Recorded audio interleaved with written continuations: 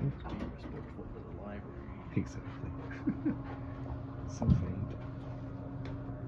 This one's definitely a traditional door. Same color scheme as the last one. Different version of Impulse though. This might be a WCR. We'll go up to 3 from basement.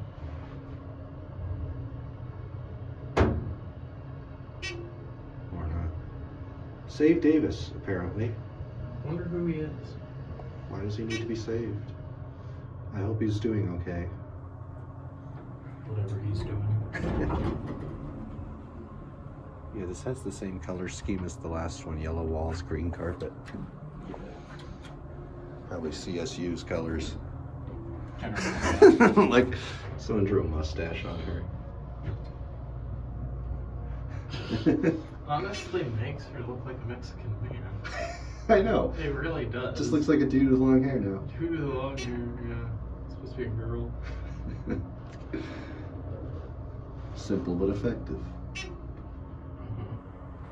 Effective disguise. Look at all those books. We should hop out here. Yeah. You can. Whoa, look at that. That is strange. Okay. Anyway, that's it.